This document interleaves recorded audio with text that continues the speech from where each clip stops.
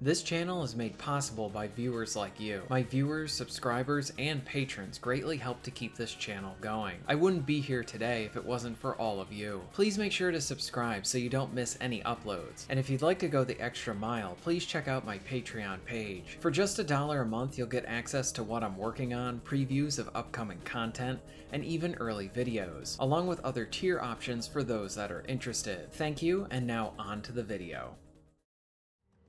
So when the Callisto protocol was released back in December 2020, there was a lot of hate thrown at this title. Before the game came out, much of the media and big YouTubers were really positive about this game. Then when it released, it felt like it turned into the industry's punching bag. Now, is the Callisto protocol a perfect game? No, it's far from it. I can understand that depending on someone's expectations, some could even see this as a disappointing title in some ways too. The Callisto protocol does have flaws, and I had a large amount of them when I originally reviewed the game when it initially came out. I also found a great deal to like about this title. Overall, I like the game, even with the issues it had. Now a year later, you can often find this game on sale, and even featured as a title on PS Plus. There have been a bunch of updates released for the game, from performance updates, game changes, and even adding on some modes. I'm not even referring to the expansion pass content yet. With potentially many new people checking out the game now, I thought it might be a good idea to do an updated review of sorts, to see how the base game is with all the updates. It's almost a year later, maybe I will feel a bit differently about the game now, considering that I haven't played it in a while.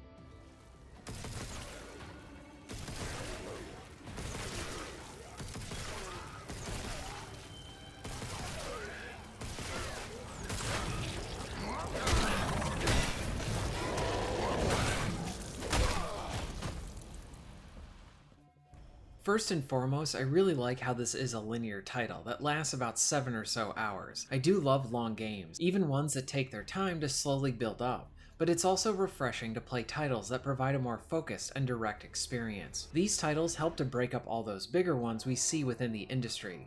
Now, like I said, I played Callisto when it launched, and I enjoyed it, but something that I use as a natural measure to see if I might love a title is if I can feel that pull to come back and play it again. Some of my favorite games are linear titles that I have returned back to several times over, because I want to experience it all over again. When I booted up the Callisto protocol again, I was reminded why I like this game, and as I kept going, I think I found myself finding more things that I loved about it. For sure, many of the flaws were still there. Generally, the experience did feel a bit smoother too, but overall I did not want to put this game down. For example, after finishing the game again on normal, instead of going on to another project, I went right into New Game Plus. Sometimes there's titles we play that just grab us, or even grab us again later on when we replay them. And when this happens, it kind of feels like you are in this really enjoyable flow state, where you are just having a great time, and that's what I took away from playing this again.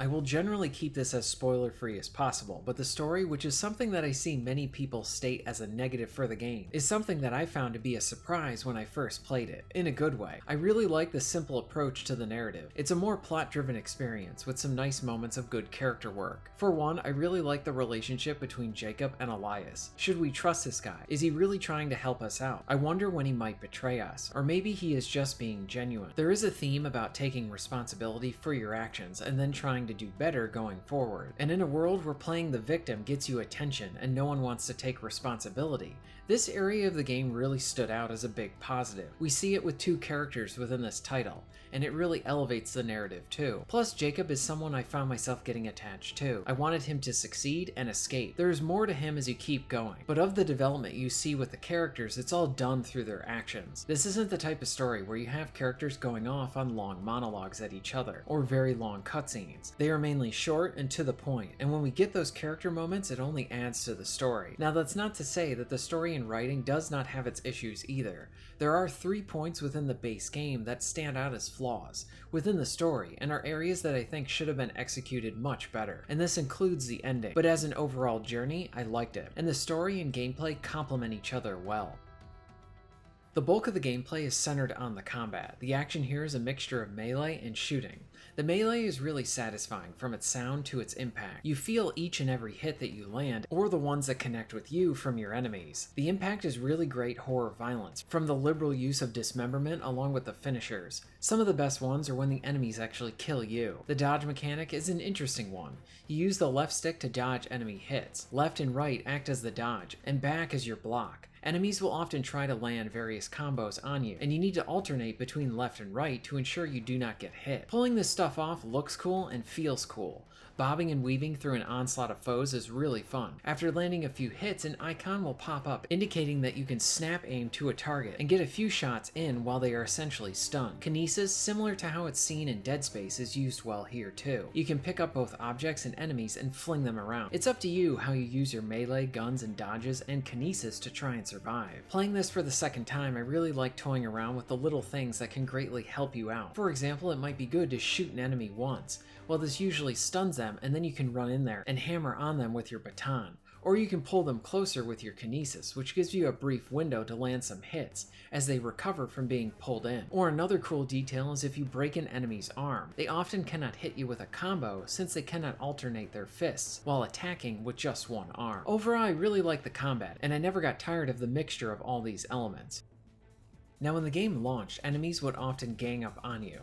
This meant that encounters were pretty tough, even on normal, especially early on when you have less gun options. Many said that the game was way too tough even on normal, and I think as a result the developers sort of nerfed the aggression of the enemies. This means that on normal your melee fighters will often come at you one at a time. The only instances where you are ganged up on is when you have to fight melee enemies and the spitters at the same time. Now, while playing the game on hard via New Game Plus, I did notice that aggression did seem to be a bit more, and the enemies did have a tendency to try and gang up on you sometimes. It never felt like it did when the game launched, but hard does provide more aggression. Now, there might be an argument that the developers might have overcorrected within this area, as I have seen many fans of the game say that they honestly even prefer the combat to how it was at launch. In some ways, I kind of do too. I think an easy fix for this would be a patch to add in a new game mode called Old School, where you can play it like it was when it was released. This would be adding in something just for the fans. Some of the updates I do like with how the healing injector is much faster, and it seems like the instant healing drops are more often. As it comes to other issues, some of the other ones I had were the boss fights definitely sticking out as a weakness, even more than before playing the game again.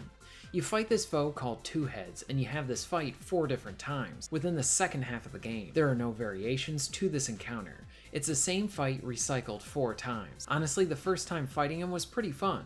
Even a recycled second time fight would be fine. Maybe add in a twist with him mutating into 3 heads or something for a third. Then maybe for a 4th fight you just fight 2 of these enemies at once. This is such a glaring flaw that it's hard not to notice.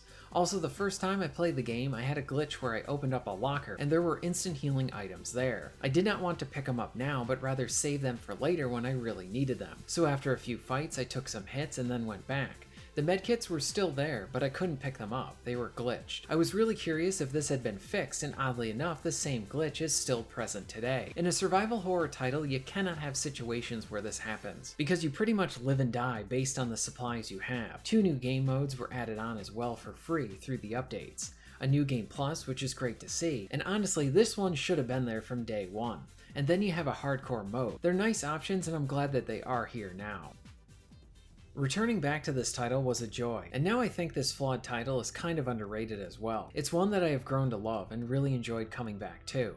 I honestly would really like to see a sequel to this game, and while that is a discussion for another day, if they will actually make one and what it would look like, I sadly do not see a sequel coming with it selling so poorly and the head guy from the studio left. The foundation and bones were pretty solid here, from its world, story, and gameplay. Even as a fan, there are plenty of areas that I see that could be improved upon. It is a shame that this is probably going to be the last time that we're going to see something from this world. If you were curious about this title, or maybe you were someone who found it a bit too hard at launch, you might want to come back and try this after the updates. This is a title that I think many should try, but it still seems to be pretty divisive. Personally, I highly highly recommend it, and let me know if you'd like me to discuss other areas of the game in other videos. If you've played Callisto, what are your thoughts on it? Are you thinking about playing it again? Let me know all of this in the comments down below. If you're interested in being notified of new videos, please hit the subscribe button and bell. And if you would like to support the channel and get early access to content, please check out my Patreon. All of the links will be at the end of this video and within the description. And thank you very much for watching.